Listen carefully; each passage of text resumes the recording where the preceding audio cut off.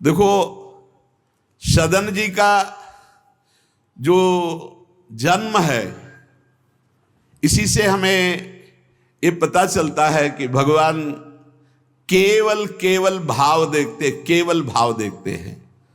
सदन कसाई ताकि नीकी कसियाई, जैसे बाराबानी सोने की कसौटी कसियाई है।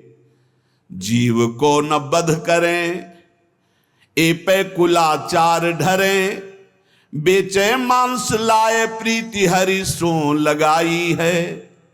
गंडकी को सुत बिन जाने तासों तोल्यो करे, भरे दृग साधु आनि पूजे पे न भाई है। कही निशि सुपने में वाही ठोर मुंह को देवो, सुनो गुण गान रीझो ही की सच्चाई है। सदन जी का जन्म कहां हुआ? कसाई कुल में, जहां पशुओं का वध करना एक स्वाभाविक वृत्ति है। निंदनीय किसी भी जीव की हिंसा करना निंदनीय कार्य है। देखो, पर कभी कभी ऐसे महापुरुषों का प्रभाव प्रकाशित होता है कि कुल कर्म छू भी नहीं सकते। सदन जी जैसे स्वर्ण कसौटी पे कसा जाए तो खरा निकले, ऐसे खरे महाभागवत थे। उनके हृदय में एक बार कुछ रिश्ते नातेदार आए, बच्चे ही थे, तो पिता एक छोटा बछड़ा लाए थे। वहां तो कटते ही रहते थे। पिता ने कहा कि ज्यादा तो इसमें मांस नहीं, इसकी टांगों में मांस से पहले तो फिर अपने अतिथि का स्वागत करते हैं। सदन जी ने जब सुना उसके पास गए तो लिपट कर रोए। बच्चे थे, बछड़े से कि ऐसा ऐसा मेरे पिताजी कह रहे हैं तुम्हें काटा जाएगा, और ऐसे दुलार कर रहे थे। बछड़े के भी देखा आंसू निकल रहे। हर जीव को पता है, कष्ट का पता होता है। तो उसने कहा एक भागवती महापुरुष का जीवन बदलना है, इसलिए मानो बछड़े ने कहा कि तुम अपने पिताजी से कह दो, उचित तो यह है कि पहले मेरी गर्दन काटे। तो सदन जी ने कहा ऐसा क्यों?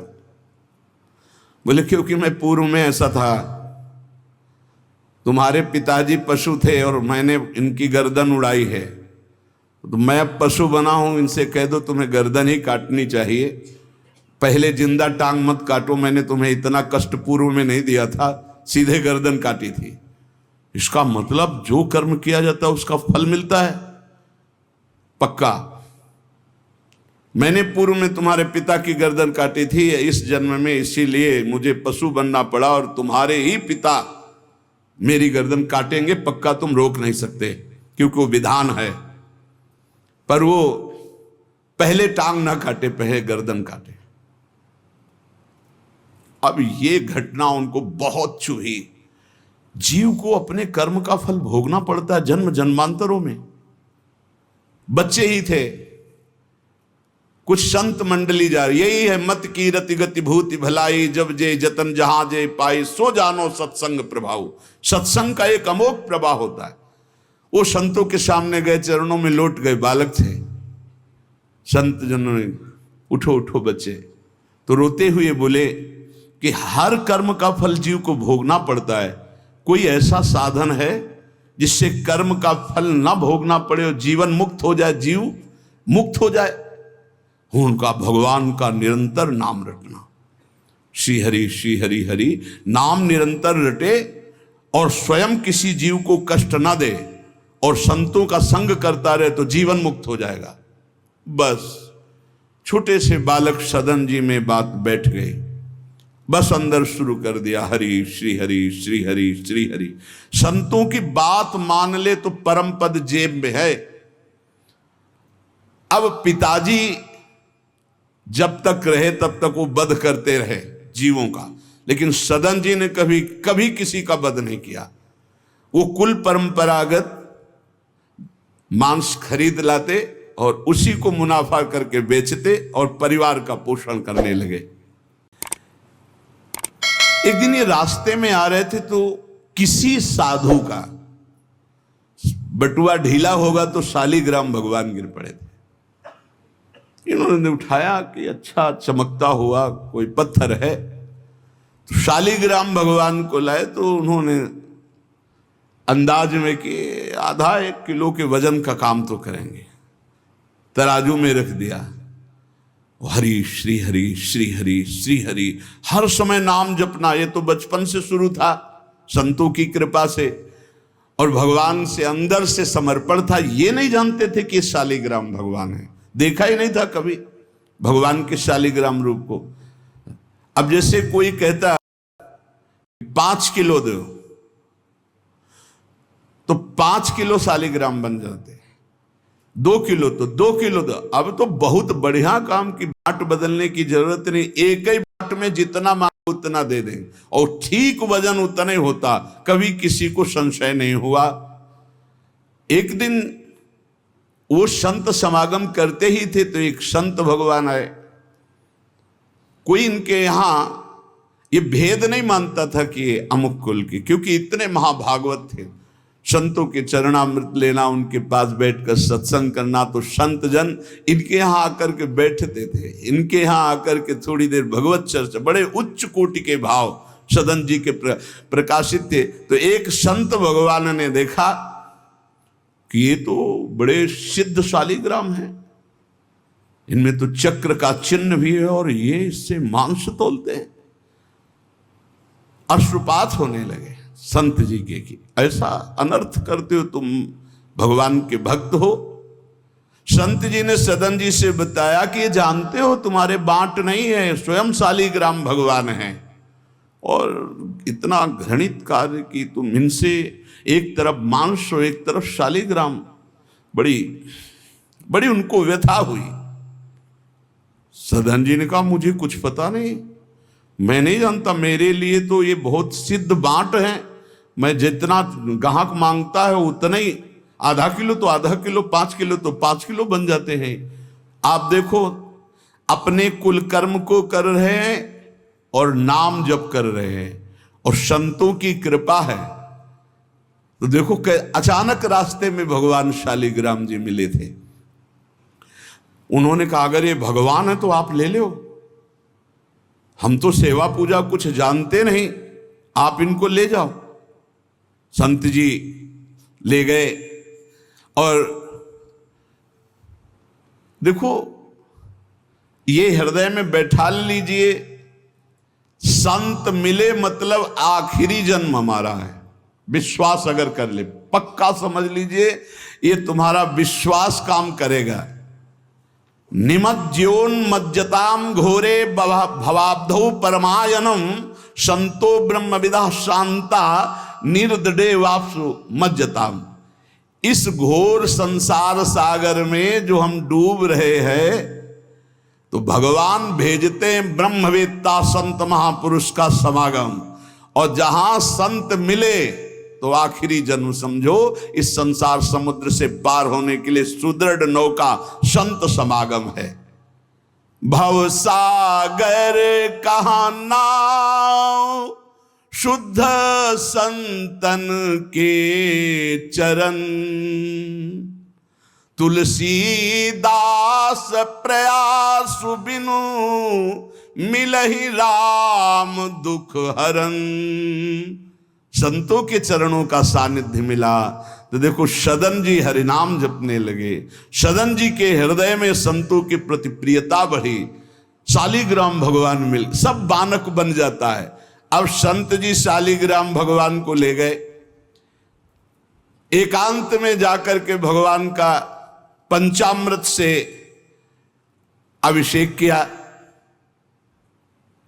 और इसके बाद वेद की स्तुति की, पुरुष सूक्त, शास्त्र शीर्षा पुरुखा सहस्राक्षा शास्त्रपात। भगवान को बिल्कुल अच्छा नहीं लगा। देखो भगवान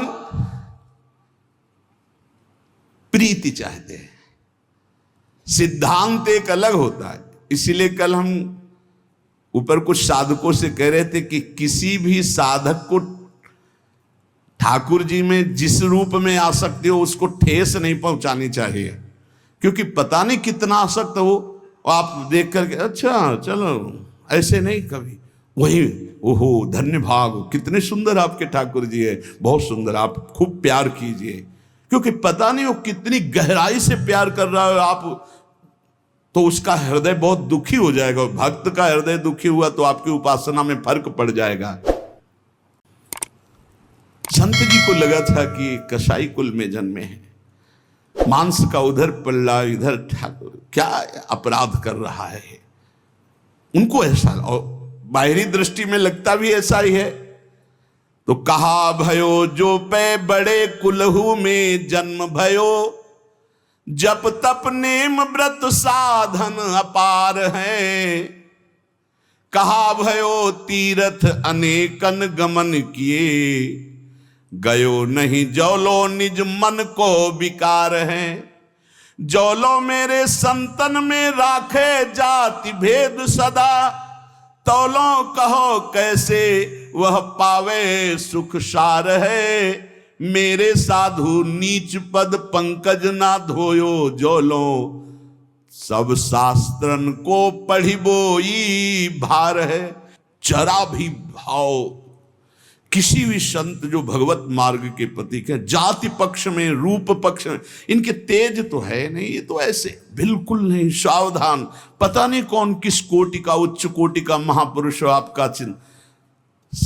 उन संत बहुत अच्छे संत थे, पर उनके मन में बात आ गई कि जाति के तो कसाई ही, काम तो नीचे ही है, मांस देखो नहीं जाना भगवान की महिमा। हम समझ रहे थे उच्च कोटि के, और वो बहुत उच्च कोटि के महापुरुष सदन जी, निरंतर नाम जप, और एक खास बात थी सदन जी में दैन्यता, कि मैं तो किसी योग्य नहीं, और उनको पता भी नहीं था कि शालिग्राम भगवान हैं। तो लेके आयो साधु मैं तो बड़ो अपराध कियो अभिषेक सेवा करी पे न भाई है। ये तो प्रभु रीझे तो पे जोई चाहो सोई, करो गरो भरी आयो सुनिमति बिसराई है। तेई हरि उरधारी डारी दियो कुलाचार, चले जगन्नाथ देव चाह उपजाई है। मिलो एक संग संग जात वे सुगात सब, तब आप दूर दूर रहे जान पाई है। संत जी ने बड़ा अभिषेक किया, वेद स्तुति की, भगवान को भोग लगाया, बड़ी प्रसन्नता से उच्च सिंहासन पर विराजमान किया। भगवान उसी समय आकाशवाणी हुई, ए साधु मुझे ये तुम्हारी वेद स्तुति बिल्कुल पसंद नहीं, तुम्हारा ये पंचामृत स्नान भोग ये सब, तुम मेरे भक्त पर नीच बुद्धि करके मुझे लाए हो ना, ये मुझे तुम क्या समझते हो? वेद मेरी श्वासों से ही तो प्रकट हुए हैं। वेद क्या है? भगवान की श्वासों से वेद का प्रादुर्भाव हुआ है। सो हरि पढ़े ये अचरज भारी, चारों वेद भगवान के श्वासों से प्रकट हुए। जाकी श्वास वेद श्रुतिचारी, जिनकी श्वासों से चारों वेदों का प्रादुर्भाव हुआ। मैं वेद की स्तुति और गंगा जल से उतना प्रसन्न नहीं होता जितना मैं अपनेपन के भाव से, मेरे सदन जी हैं और मैं सदन जी का हूं, मैं बिल्कुल तुम्हारी सेवा से प्रसन्न, मैं अपराध मानता हूं कि तुम वहां से मुझे लाए हो। साधु जी यह बात सुनकर एकदम घबरा गए, शालिग्राम भगवान को लिया, दौड़ते हुए सदन जी के पास गए और गदगद स्वर में कहा, मैंने भारी अपराध कर दिया, ठाकुर जी को अप्रसन्न कर दिया। मैंने आपके प्रति भाव किया कि आप कसाई कुल में आपका अधिकार ठाकुर का नहीं है, इसलिए आप ठाकुर जी को नहीं जानते हो, आप ऐसा ये लो। ठाकुर जी अप्रसन्न हो गए हमसे, हमने तो पंचामृत से गंगा जल से सब अभिषेक किया, पुरुष सूक्त का पाठ किया। ले ये श्री ठाकुर जी को आप स्वीकार करो। विधि पूर्वक सेवा से ठाकुर जी प्रसन्न नहीं हुए, अपनेपन से ठाकुर जी को सबसे ज्यादा अपनापन, प्रेम भाव। सदन जी शालिग्राम भगवान को अब जो देख रहे हैं वो दूसरा भाव है। ये भगवान है, मुझे तो अभी तक पता ही नहीं था। साधु जी जब चले गए तो कहा अब तौलने के काम में तो नहीं, एक सुंदर नवीन कपड़े में ऐसे गले पे लगा लिए, ठाकुर जी गले पे डाल दिए। भगवान रीझते हैं भक्त की अपनेपन की प्रीति में, जो चाहे वो प्राप्त कर सकता है, सिर्फ अपनापन प्रभु को चाहिए। हम यही कहते हैं बार बार कि अपनेपन पे कुल्हाड़ मत चलाओ, विश्वास पर कुल्हाड़ मत चलाओ। साधना बने ना बने, लेकिन हमारे माई श्यामा जी को राज पार हो जाओगे, हमारी बात मान लो। श्री जी सिर्फ अपनेपन को देखती, सिर्फ अपनेपन को। अवगुण करे समुद्र सम गणत ना अपनो जान, राय के संभजन को मानत मेरु समान। श्री सदन जी ने निज हृदय से लगाया और आंसू बहने लगे कि प्रभु मुझे तो आपका ज्ञान ही नहीं कि आप भगवान हो। आंसुओं से अभिषेक हो रहा, नाथ अभी तक तो मैं आपको जानता नहीं था, बड़ा अपराध हुआ, लेकिन आज मैं, जब आप हमें इतना प्यार करते हैं, जब साधु ने बताया कि मुझे भगवान ने कहा है कि मैं जितना सदन जी को प्यार करता हूं उनकी मैं भावना से प्रसन्न, तुम्हारी सेवा से नहीं, उनको अद्भुत वैराग्य हो गया। बोले आज के बाद घर परिवार में ही नहीं रुकूंगा, अब केवल भगवान का होकर वैराग्य भाव से जीवन भगवान को समर्पित करता हूं। शालिग्राम जी गले में टांगे और कहा पहली यात्रा जगन्नाथपुरी, पहले जगन्नाथ जी के दर्शन करूंगा जाकर, पूरा जीवन अब भगवान के लिए। भगवान देखो कैसे कृपा करते। बचपन में संतों से उपदेश मिला, नाम जब शुरू किया, ऐसे उच्च कोटि के महात्मा के ऐसा कार्य करने पर भी सब संत उनके यहां जाते थे, और उसका परिणाम हुआ कि घोर वैराग्य युक्त होकर भगवान के अनुराग में घर से चल दिए। श्री सदन जी कुटुंब परिवार कुल व्यापार सब छोड़कर जगन्नाथ जी के दर्शन के लिए चले। कुछ दूर चलने पर यात्रियों का समुदाय दिखाई दिया जो जगन्नाथपुरी जा रहे थे, तो उनके संग हो गए। जब उन लोगों ने कुछ ने पहचान कर ली कि अरे तो कसाई कुल के हैं, और तो सब दूर दूर छूना भी नहीं चाहते थे। यही बहुत बड़ी चूक हो जाती है, जो भगवान को समर्पित हो जाए उसमें कभी जाति पक्ष ना देखे, नहीं बहुत बड़ी हानि हो जाती है। राजसूय यज्ञ में स्वपच वाल्मीकि को आदर सहित पवाकर पूर्ण यज्ञ करवाई भगवान ने। ये बात ध्यान रखना है, अपने जात अभिमान में आकर कभी किसी भक्त का अपमान न कर दे कि वो नीच कुल का है, ऐसा कुछ।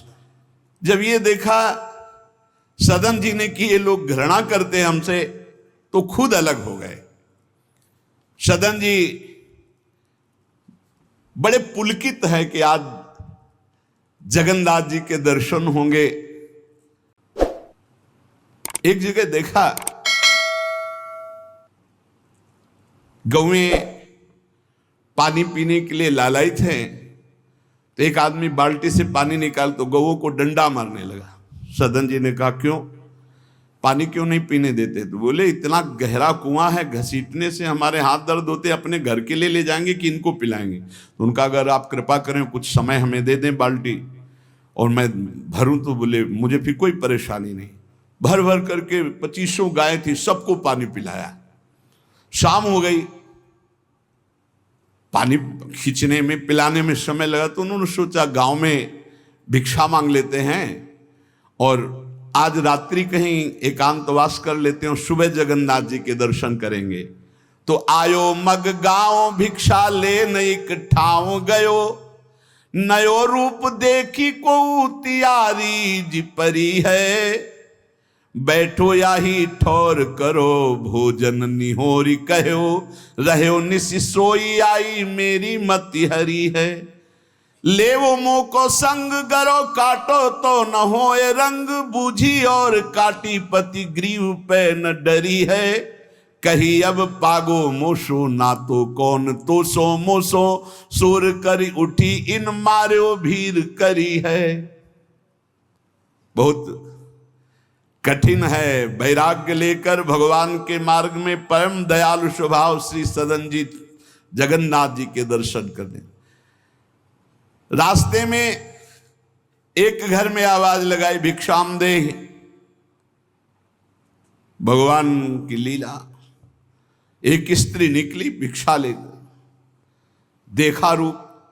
तो जो भगवान का नाम जप करते हैं, भगवान आश्रित होते हैं, उनका रूप अलौकिक होने लगता है। एक दिव्य आकर्षण होता है जो सबके चित्त को आह्लाद प्रदान करता है, क्योंकि आनंद स्वरूप भगवान का निरंतर चिंतन होता है। उसके प्रभाव से मुखाकृति में एक अद्भुत लावण्य, एक अद्भुत आकर्षण होता है।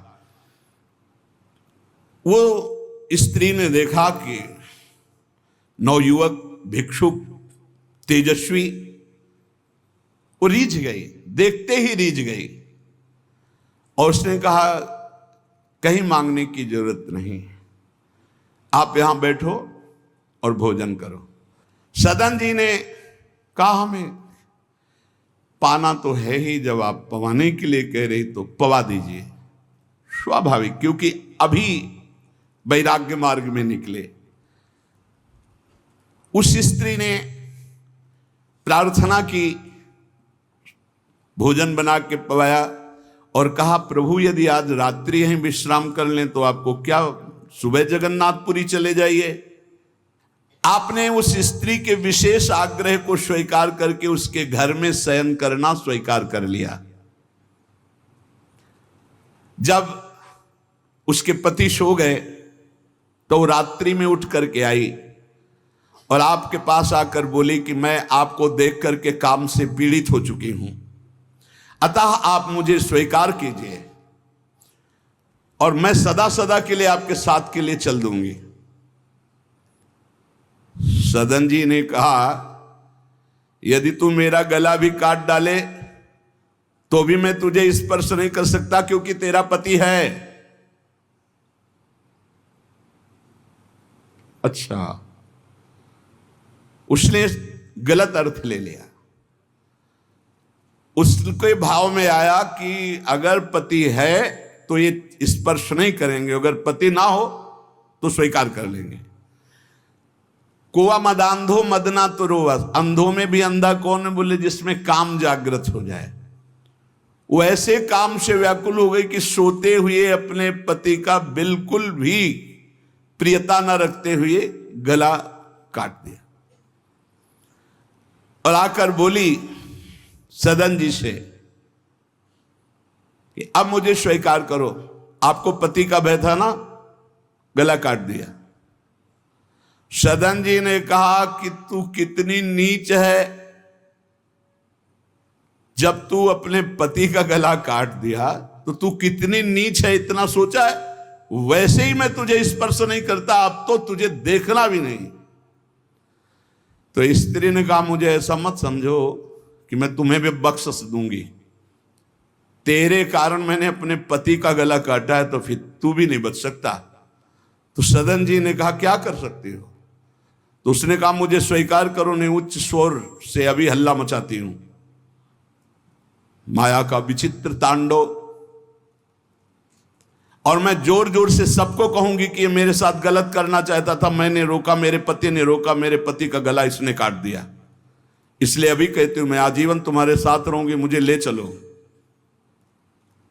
सदन जी ने कहा गला कटवाना बर्दाश्त है लेकिन स्पर्श नहीं कर सकता। ये सब चूकों की चूक का पूर्ण आहुति, इससे पूर्णता हो गई। मैं धर्म के विपरीत नहीं चल सकता, तू चाहे मेरा गला तू काट दे या समाज से कटवा दे। सदन जी भगवान के भक्त थे, उनके भोले भक्त होते हैं भगवान के, ज्यादा बुद्धि नहीं लगाते हैं, नहीं तो रुकना ही नहीं चाहिए था या उसी समय भाग जाना चाहिए था, भागना चाहिए था। वहां बैठ करके उपदेश नहीं, जब ऐसी घटना है तो भागना चाहिए था। जब वो कि प्रश्न करने के बाद जब सदन जी ने कहा कि तुम्हारा पति है, तुम ऐसा कैसा दुराचार पूर्ण भाव रखती हो, तुम मेरा गला काट दो तो भी तुम्हारा स्पर्श नहीं कर सकता। अब तो उसने देखा कि ये हल्ला मचा दिया, दौड़ो दौड़ो देखो ये ऐसा ऐसा। अब गांव के लोग इकट्ठा हो गए, तुरंत बंदी बनाए गए सदन जी। वहां कौन सुने सदन जी, कौन सुनता है, भीड़ में कोई सुनता है। कड़ा शासन बादशाह का था, उनके सामने पेश किया गया। हाकिम पकड़ पूछे कहे हंसी मार्यो हम, डार्यो सोच भारी कही हाथ कत डारी। कट्यो कर चले हरि रंग मांझ झिले, मानी जानी कछ चूक मेरी यह उर्धारिये। जगन्नाथ देव आगे पालकी पठाई लेन, साधना सो भक्त कहा चढ़े ना बिचारिये। चढ़े आए प्रभु पास सुपनों सो मिट्यो त्रास, बोले दे कसौटी हूं पे भक्ति विस्तारिये। जब सामने बादशाह के पेश किया गया, सदन जी को पूछा गया स्त्री से क्या दोष है इनका। बोले साहब ये हमारे प्रति गलत भाव रख रहे थे, मेरे पति ने मेरी रक्षा की तो इन्होंने पति का वध कर दिया, फिर मेरे साथ तो मैंने हल्ला मचा दिया, फिर ये बंदी बनाकर आपके सामने ले गए। सदन जी से पूछा तो हंस दिया, उस स्त्री की तरफ देख के हंस दिया कि भगवान क्या लीला करना चाहते हो। और सदन से पूछा तुमने ऐसा किया, तो बोले जो ये कह रही वही सत्य है। उन्होंने विचार किया कि जन्म जन्मांतरों में हमारे कोई पाप हैं जिनका निस्तार भगवान करवाना चाहते, नहीं तो ऐसा क्यों लीला करते। उन्होंने कहा जो ये कह रही है वही बात मानी जाए। सहम गई स्त्री कि है क्या, वो भक्त को क्या जाने। विरोध नहीं किया सदन ने, यह धैर्यवान भगवान के भक्त का। उन्होंने कहा जो ये कह रही है, क्योंकि जो ही प्यारो करे सोई मोहि भावे, जो ये कह रही थी। भगवान के रहस्य को जानने वाले भक्त ऐसा ही। श्री गदाधर भट्ट जी कथा करते थे, अपार भीड़ एकत्रित हो जाती, वृंदावन में आगरे से लोग सुबह भाग भाग करके अपार भीड़ सत्संग। तो एक कल्याण सिंह जी थे, बड़े जमींदार धनी, और सत्संग का प्रभाव है कि जितेंद्रियता, वैराग्य, भगवत प्रीति ये बढ़ती है। तो जब से उन्होंने सत्संग सुना तो ब्रह्मचर्य का नियम ले लिया, पत्नी से बात नहीं करते थे। अब घर गृहस्थी में तो यही संसारिक सुख है। कई महीने हो गए वो अपने राजकाज और सत्संग में भाग जाना, सत्संग से आना, बस एकांत में भजन करना। पत्नी ने देखा कि कई महीने हो गए हमारी तरफ देखना भी नहीं, बातचीत नहीं, ये कहाँ जाते हैं, कौन है ऐसा। तो पता चला गदाधर भट्ट जी क्या। बोले हमारी जिंदगी का कांटा है वो, बड़े सुख चैन से जीवन कट रहा था, जब से सत्संग में गए। अरे दक्ष ने साप दे दिया नारद जी को इसी बात के लिए, साप दे दिया। 2 घड़ी से ज्यादा कहीं तुम टिक नहीं सकते, जाओ साप देता हूं। तो नारद जी ने कहा 24 दूनी 48 मिनट में तो हम बड़ा काम कर लेंगे, तुम साप दे दो कोई बात नहीं। उसने सोचा कि मैं ऐसा मुंह काला करूं गदाधर भट्ट जी का कि कोई सुनने ही ना जाए, तो जब ये कथा नहीं सुनेंगे तो फिर हमसे प्यार करने लगेंगे। इसी ताक में थी कि कैसे क्या करूं। तो देखा उनकी गली में एक भिखारिन मांग रही थी, फटे पुराने कपड़े पहने, गर्भवती थी। फौरन बुलाया और सोने की असरफियां दी। अरे वो तो गली में मांगने वाली सोने की असरफियां मिली। अरे मालकिन तो उनका एक काम है, जितना तू धन कहेगी तुम्हारे परिवार वालों को दूंगी, बस एक काम कर, तू जा करके कथावाचक, जहां मेरे पति कथा सुनने जाते हैं उनका नाम गदाधर भट्ट है, वहां जाके बीच सभा में कह दो कि वैसे तो रोज आते थे और जब से ये हो गया तब से आ नहीं रहे, इसका पालन पोषण कौन करेगा। बस वो समझ गई थी इतने में सब भक्तों की श्रद्धा खत्म हो जाएगी। गली गली मांगने वाली उसको इतना स्वर्ण मुद्रा मिल गई, वो फूली हुई गई और कहा पंडित जी तो पूरी सभा ऐसे लगी थी, नजदीक जाके जब ये नहीं रहा था तब रोज आते थे, जब से गर्भ रह गया तो आना ही बंद कर दिया, इसका पालन कौन करेगा? बोले बैठो बैठो, बहुत दिनों में आए, बैठो, जिसने गर्भ दिया वही इसका पालन भी करेगा, तुम चिंता क्यों करती हो? खुश खुश शुरू हो गई कि यार ऐसा बड़े त्याग वैराग्य, बड़े उच्च कोटि के महापुरुष गदाधर भट्ट जी बड़े त्याग वैराग्य की बातें करते हो, ये हालत है पीछे की। अरे कुछ लोग कहने लगे हम तो कहते ही थे, शोरगुल शुरू हो गया। और कुछ भक्त थे जो प्राण समर्पित किए थे, उन्होंने कहा ऐसा नहीं हो सकता, ऐसा कदापि नहीं हो सकता, कोई षड्यंत्र रचा जा रहा है। तो उनमें एक बहुत श्रद्धावान और समर्पित थे, उनको बिल्कुल चैन नहीं पड़ा। सोचा अगर सामने से कुछ तो फिर हमारे ऊपर गदाधर भट्ट जी की, और वो समता प्राप्त पुरुष, जैसे सदन जी ने कह दिया जो ये कह रही वही सत्य है, ऐसे उन्होंने कहा कि तुम चिंता क्यों करती हो, जिसने गर्भ दिया वही पालन करेगा, बैठो तुम आराम से सत्संग सुनो। सामने ऐसे तिरछी चितवन से जाकर उसको बुलाया, गदाधर भट्ट नहीं देख पाए, नजदीक गई, पीछे मंच के ले गए, कहा सत्य बोल, कभी तो जानती इनको, कभी मिली है? वो घबरा गई क्योंकि दसियों लोग पीछे पहुंच गए जो श्रद्धावान थे, बोल सच्ची। तो उनका मैंने तो कभी देखा ही नहीं है इनको, ये हमारे पास क्या आएंगे? खोल के दिखाई, इतनी असरफियां मुझे मिली हैं और इससे ज्यादा मिलेंगी। इस बात के कारण मैंने सोचा मेरे परिवार का, अरे तू परिवार के पोषण की सोच रही, लाखों की श्रद्धा की बात है, किसने दिया? बोले कोई कल्याण सिंह है उनकी पत्नी। कल्याण सिंह ने जे ही सुना, गदाधर भट्ट जी ने रोका, सत्संग का मतलब क्या है? बोले सभा में बोल। गदाधर भट्ट जी ने कहा कुछ कहने की जरूरत नहीं है, ये सब भगवान से प्रेरित है। कल्याण सिंह का तुम हमारी आज्ञा का पालन करो, अपनी पत्नी को कठोर शब्द नहीं बोलोगे, लेकिन गृहस्थ धर्म में हो, अपने धर्म का भी तुम्हें पालन करना चाहिए। उस कल्याण को शांति किया और उसको और भेंट दी और कहा जाओ तुम अपना सुखपूर्वक जियो।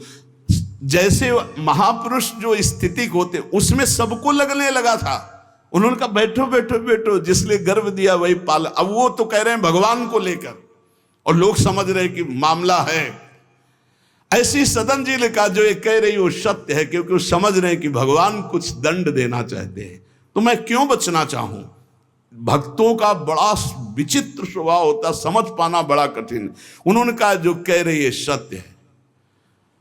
जो हाकिम था उसने जब देखा तो उसने कहा मेरा हृदय कह रहा है कि इनके चेहरे से लगता है ऐसे नहीं है, पर ये जब स्वयं स्वीकार कर रहे हैं तो दंड देना ही पड़ेगा। तो इस अपराध का क्या दंड होता है? बोले दोनों हाथ काट लिए जाएं। यहां से दोनों हाथ काट लिए गए, लेकिन उनकी मुस्कुराहट में फर्क नहीं पड़ा। 22 बाजारों में कोड़े मार मार करके बेहाल किया जा रहा है। हरि बोल के सिवा एक शब्द नहीं निकला ठाकुर हरिदास जी के।